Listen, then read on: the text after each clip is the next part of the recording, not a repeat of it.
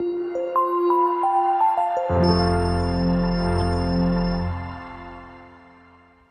friends, welcome to Online Study Channel. അപ്പോൾ നമ്മൾ കഴിഞ്ഞ കുറച്ച് ദിവസമായിട്ട് ഡിസ്കസ് ചെയ്തുകൊണ്ടിരുന്ന ഇന്ത്യൻ കോൺസ്റ്റിറ്റ്യൂഷനെ പറ്റിയായിരുന്നു അല്ലേ. അപ്പോൾ ഇന്ത്യൻ കോൺസ്റ്റിറ്റ്യൂഷനിലെ 4 ക്ലാസ്സുകളിലായിട്ട് നമ്മൾ കുറച്ച് ടോപ്പിക്സ് കവർ ചെയ്തിരുന്നു.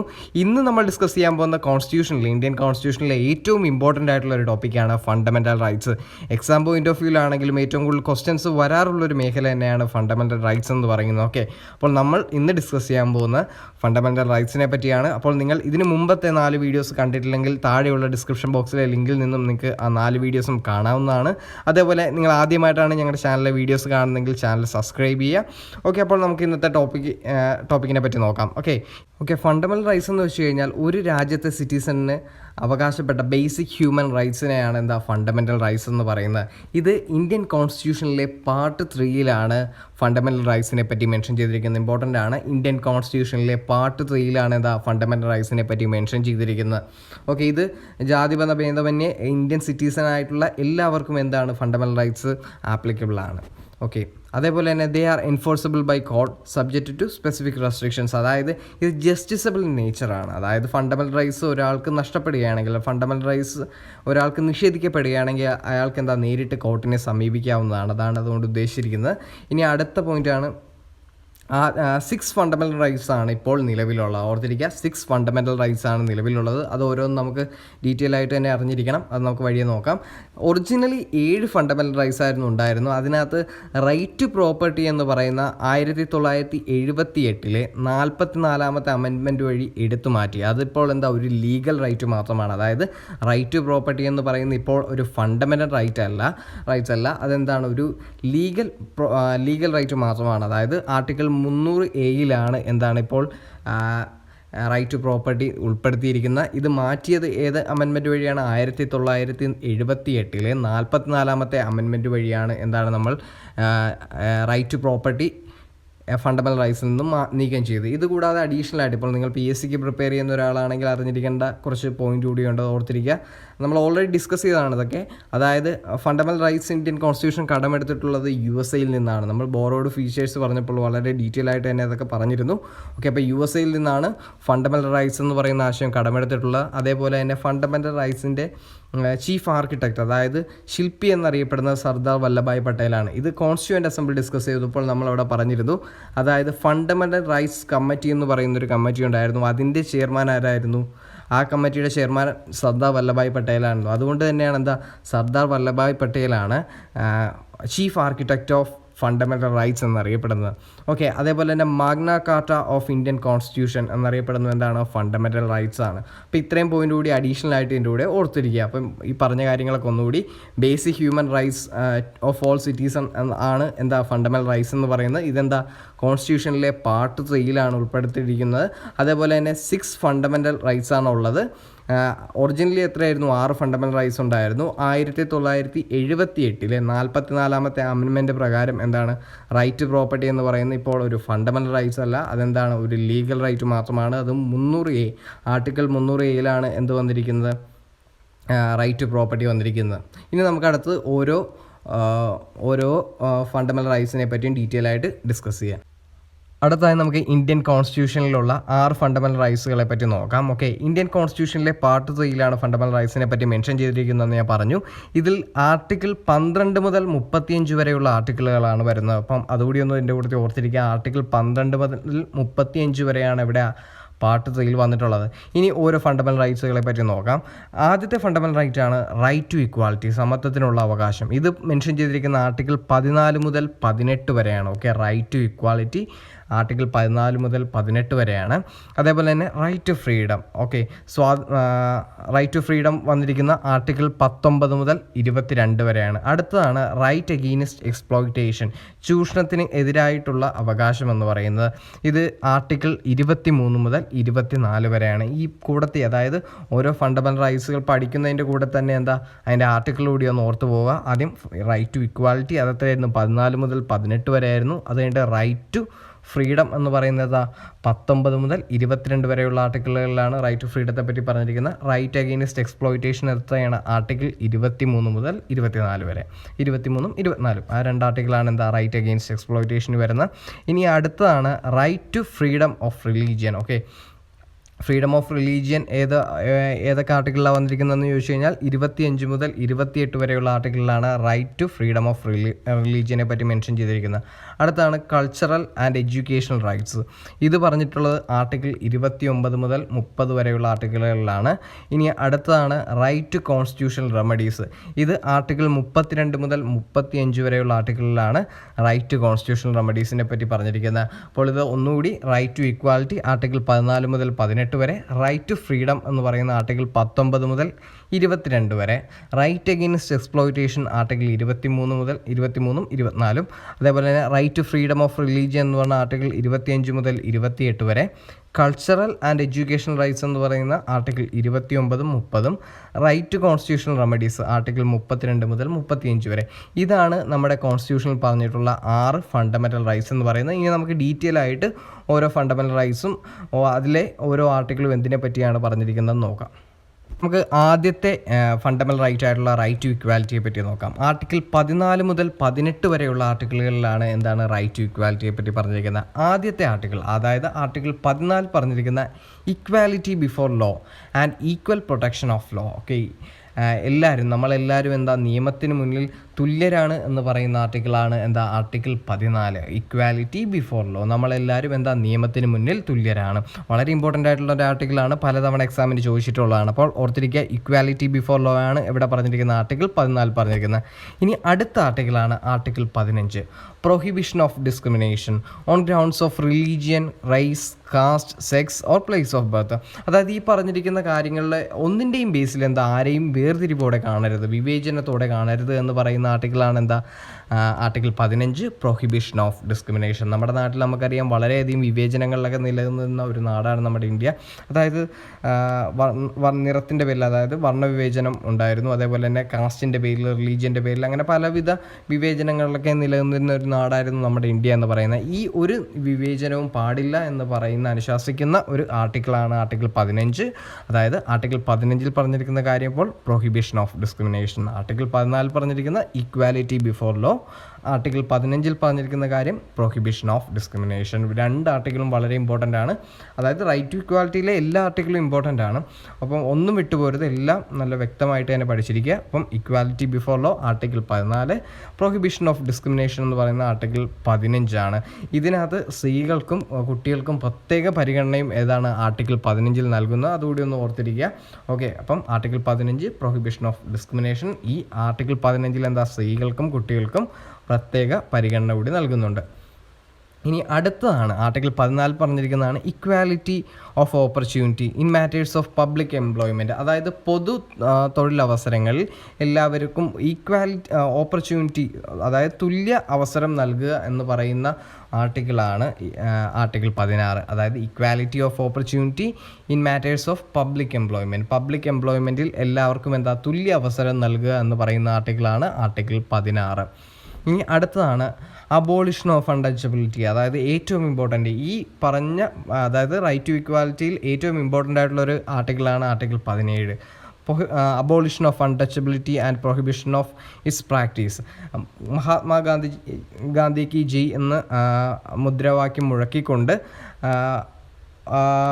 അവതരിപ്പിച്ച ഒരു ആർട്ടിക്കിളായിരുന്നു എന്താണ് ആർട്ടിക്കിൾ 17, അബോളിഷൻ ഓഫ് അൺടച്ചബിലിറ്റി ആണ് എവിടെയാണ് ആർട്ടിക്കിൾ 17 പറഞ്ഞിരിക്കുന്നത്. വളരെ ഇമ്പോർട്ടൻ്റ് ആയിട്ടുള്ള ആർട്ടിക്കിളാണ്. അതായത് അയിത്ത നിർമ്മാർജ്ജനം ആണ് എവിടെ പറഞ്ഞിരിക്കുന്ന ആർട്ടിക്കിൾ 17 പറഞ്ഞിരിക്കുന്നത്. ഇനി അടുത്ത ആർട്ടിക്കിളാണ് article 18, abolition of titles except military and academic. അതായത് മിലിറ്ററി അക്കാദമിക് ടൈറ്റിൽസ് ഒഴികെ ബാക്കി ഒരു ടൈറ്റിൽസും എന്താ അനുവദിക്കാൻ പാടില്ല എന്ന് പറയുന്ന ഒരു ആർട്ടിക്കിളാണ് ആർട്ടിക്കിൾ 18. അതായത് അബോളിഷൻ ഓഫ് ടൈറ്റിൽസ്. അതായത് ഇപ്പം സെമീന്ദാർ അങ്ങനെ പറയുന്ന കുറച്ച് ടൈറ്റിൽസ് ഒക്കെ അല്ലേ ഒരു പദവികൾ, അതായത് മിലിറ്ററിയും അക്കാദമിക്കും ആയിട്ടുള്ള പദവികൾ ഒഴിച്ച് കിട്ടുന്ന യാതൊരു പദവികളും എന്താ ഫോളോ ചെയ്യാൻ പാടില്ല. അതായത് ഈ വേറെ ഒരു ടൈറ്റിൽസും എന്താ ഫോളോ ചെയ്യാൻ പാടില്ല എന്ന് പറയുന്നതാണ് ആർട്ടിക്കിൾ 18. അപ്പോൾ ഈ 4 ആർട്ടിക്കിളും വളരെ ഇമ്പോർട്ടൻ്റ് ആണ്. 4 അല്ല 5 ആർട്ടിക്കിളും വളരെ ഇമ്പോർട്ടൻ്റ് ആണ്. Article 14 equality before law, article 15 prohibition of discrimination, article 16 equality of opportunity, article 17 abolition of untouchability, article 18 abolition of titles except military and academic. Okay, ഇത് 5ഉം വളരെ ഇമ്പോർട്ടൻ്റ് ആണ്. ഡീറ്റെയിൽ ആയിട്ട് തന്നെ അറിഞ്ഞിരിക്കണം. പലതവണ എക്സാമിന് ചോദിച്ചിട്ടുള്ളതാണ്. റൈറ്റ് ടു ഇക്വാലിറ്റിയിലെ ഈ 5 ആർട്ടിക്കിൾ മാറി മാറി എല്ലാ എക്സാമിനും ചോദിക്കുന്നതാണ്. അപ്പോൾ എല്ലാം നല്ല വ്യക്തമായിട്ട് തന്നെ പഠിച്ചിരിക്കുക. അടുത്തതായി നമുക്ക് കോൺസ്റ്റിറ്റ്യൂഷൻ അനുവദിച്ച് നൽകുന്ന ഫ്രീഡംസ് എന്തൊക്കെയാണെന്ന് നോക്കാം. അതായത് അടുത്ത ഫണ്ടമെൻ്റൽ റൈറ്റ് ആണ് റൈറ്റ് ടു ഫ്രീഡം എന്ന് പറയുന്നത്. ആർട്ടിക്കിൾ 19 മുതൽ 22 വരെയാണ് റൈറ്റ് ടു ഫ്രീഡം കോൺസ്റ്റിറ്റ്യൂഷൻ പറഞ്ഞിട്ടുള്ളത്. ഓക്കെ, ആർട്ടിക്കിൾ 19 നമുക്ക് ഇന്ത്യൻ കോൺസ്റ്റിറ്റ്യൂഷൻ അനുവദിച്ച് നൽകുന്ന 6 ഫ്രീഡത്തെ പറ്റി പറയുന്നു. Okay, protection of 6 rights regarding freedom of speech and expression, assembly, association, movement, residence and profession. Okay, ഈ 6 കാര്യങ്ങളെ പറ്റിയാണ് കോൺസ്റ്റിറ്റ്യൂഷൻ. ഈ 6 കാര്യങ്ങളിലാണ് നമുക്ക് കോൺസ്റ്റിറ്റ്യൂഷൻ ഫ്രീഡം നൽകുന്നത്. ആദ്യത്തേതാണ് സ്പീച്ച് ആൻഡ് എക്സ്പ്രഷൻ. നമുക്ക് നമ്മുടെ ആശയങ്ങൾ പ്രചരിപ്പിക്കാനുള്ള ഒരു സ്വാതന്ത്ര്യം നമുക്ക് കോൺസ്റ്റിറ്റ്യൂഷൻ നൽകുന്നുണ്ട്. അത് കഴിഞ്ഞിട്ട് അസംബ്ലി, അതായത് സമാധാനപരമായിട്ട് നമുക്ക് സംഘടിക്കാനുള്ള അവകാശവും കോൺസ്റ്റിറ്റ്യൂഷൻ നൽകുന്നുണ്ട്. അതായത് ആയുധങ്ങളൊന്നും ഇല്ലാതെ നമുക്ക് സംഘടിക്കാനുള്ള അവകാശം കോൺസ്റ്റിറ്റ്യൂഷൻ അനുവദിച്ച് നൽകുന്നുണ്ട്. അത് കഴിഞ്ഞിട്ടുള്ള അടുത്ത ഫ്രീഡം എന്ന് പറയുന്ന അസോസിയേഷൻ, അതായത് അസോസിയേഷൻസ് ഫോം ചെയ്യാനുള്ള അവകാശവും അല്ലെങ്കിൽ സ്വാതന്ത്ര്യവും നമുക്ക് നൽകുന്നുണ്ട്, കോൺസ്റ്റിറ്റ്യൂഷൻ നൽകുന്നുണ്ട്. പിന്നെ അതേപോലെ മൂവ്മെൻറ്റ്, അതായത് ഇന്ത്യയിൽ എവിടെ വേണമെങ്കിലും നമുക്ക് സഞ്ചരിക്കാനുള്ള സ്വാതന്ത്ര്യം, സഞ്ചാര സ്വാതന്ത്ര്യവും കോൺസ്റ്റിറ്റ്യൂഷൻ നമുക്ക് നൽകുന്നുണ്ട്. അടുത്താണ് റെസിഡൻസ് കൊണ്ട് ഉദ്ദേശിക്കുന്നത് നമുക്ക് ഇന്ത്യയിൽ എവിടെ വേണമെങ്കിലും നമുക്ക് സെറ്റിൽ ചെയ്യാൻ വേണ്ടിയുള്ള സ്വാതന്ത്ര്യം ആര് നൽകുന്നുണ്ട്? കോൺസ്റ്റിറ്റ്യൂഷൻ നൽകുന്നുണ്ട്. അടുത്താണ് പ്രൊഫഷൻ, ഏത് പ്രൊഫഷൻ വേണമെങ്കിലും നമുക്ക് ഏത് തൊഴിൽ വേണമെങ്കിലും നമുക്ക് സ്വീകരിക്കാനുള്ള സ്വാതന്ത്ര്യം കോൺസ്റ്റിറ്റ്യൂഷൻ നൽകുന്നുണ്ട്. ഈ 6 ഫ്രീഡംസ് ആണ് ഇന്ത്യൻ കോൺസ്റ്റിറ്റ്യൂഷൻ നമുക്ക് നൽകുന്നത്.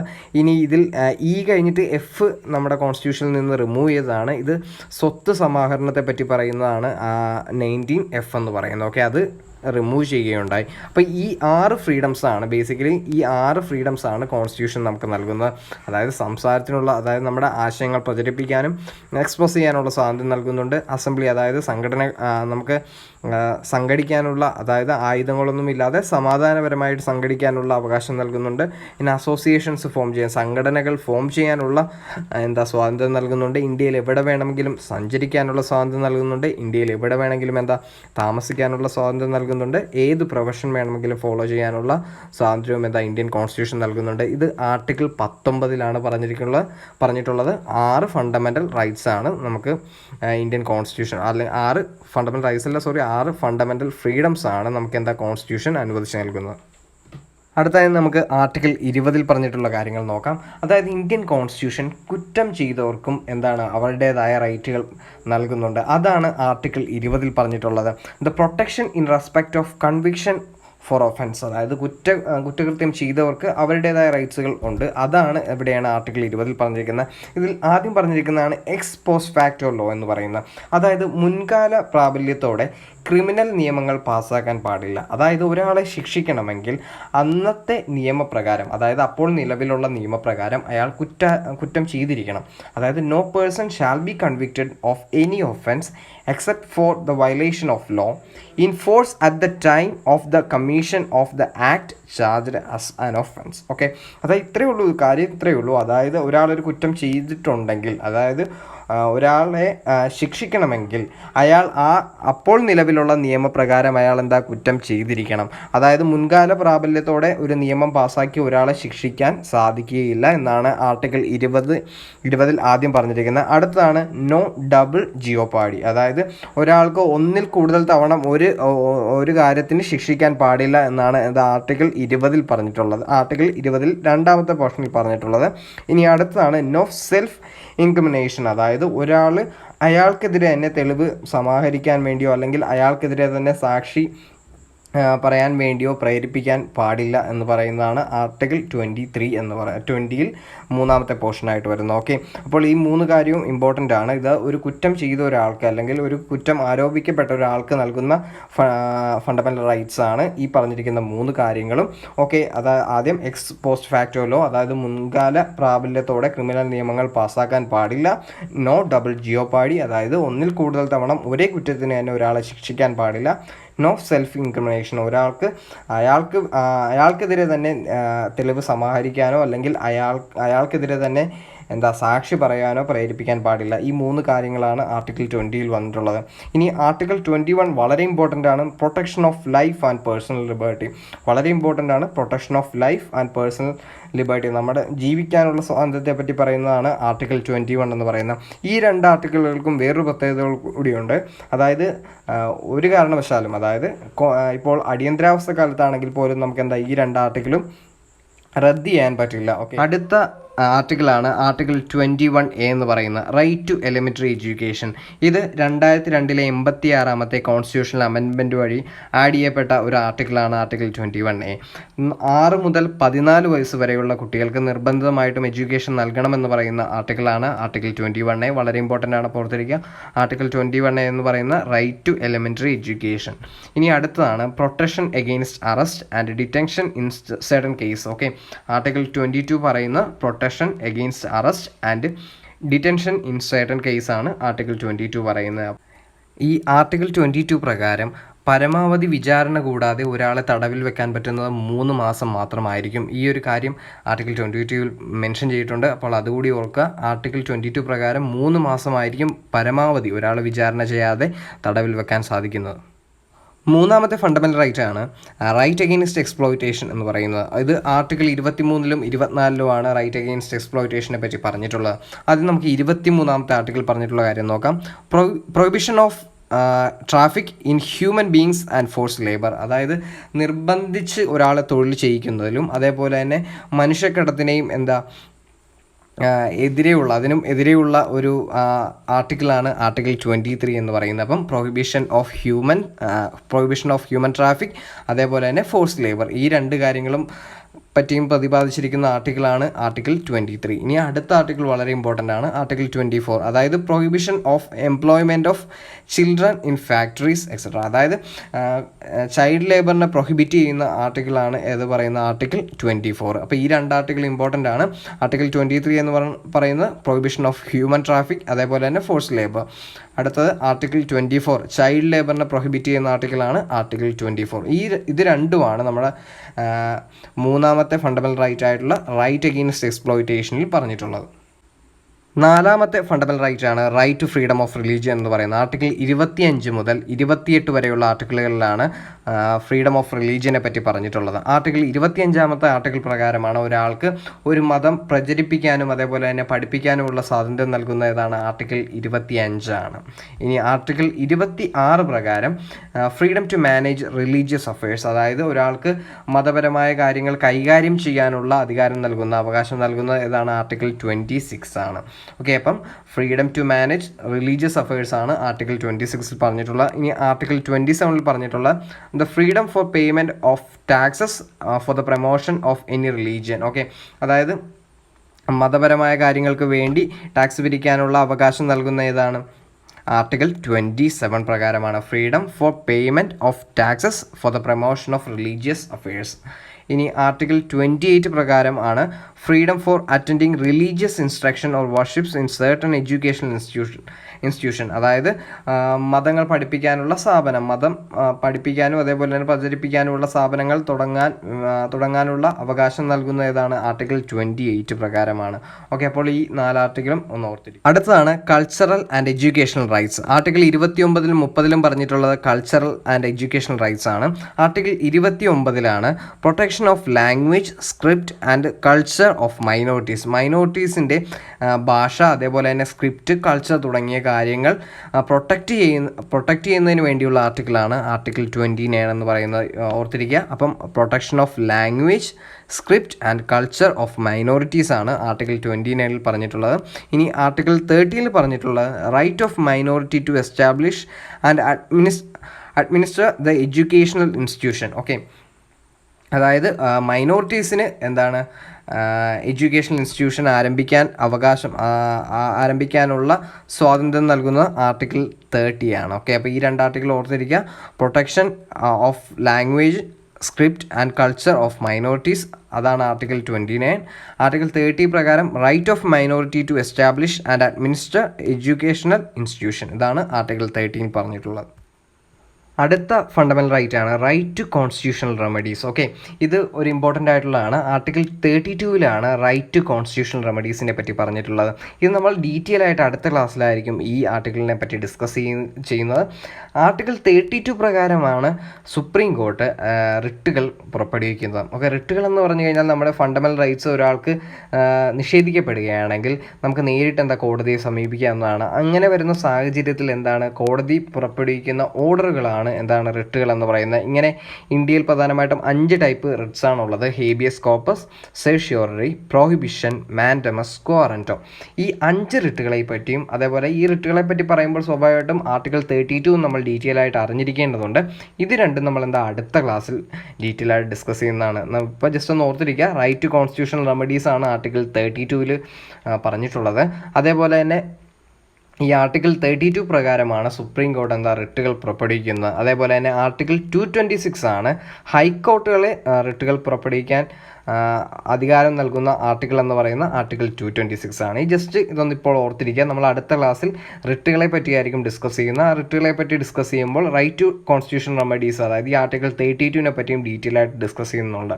അപ്പോൾ നമ്മൾ ഇന്ന് ഡിസ്കസ് ചെയ്തുകൊണ്ടിരുന്ന ഫണ്ടമെൻ്റൽ റൈറ്റ്സിനെ പറ്റിയാണ്. വളരെ ഇമ്പോർട്ടൻ്റ് ആയിട്ടുള്ള ടോപ്പിക്കാണ്. അപ്പോൾ നിങ്ങൾക്ക് ഈ വീഡിയോ യൂസ്ഫുൾ ആയെന്ന് വിശ്വസിക്കുന്നു. അപ്പോൾ നിങ്ങൾ ആദ്യമായിട്ടാണ് ഞങ്ങളുടെ ചാനലിലെ വീഡിയോസ് കാണുന്നതെങ്കിൽ ചാനൽ സബ്സ്ക്രൈബ് ചെയ്യുക. അതേപോലെ തന്നെ നിങ്ങളുടെ ഫ്രണ്ട്സിലേക്ക് കൂടി വീഡിയോസ് മാക്സിമം ഷെയർ ചെയ്തെത്തിക്കുക. നിങ്ങൾക്ക് എന്തെങ്കിലും സജഷൻസ് അറിയിക്കാനുണ്ടെങ്കിൽ താഴെ കമൻറ്റ് ബോക്സിലൂടെ അറിയിക്കാവുന്നതാണ്. അപ്പോൾ thank you for watching. By.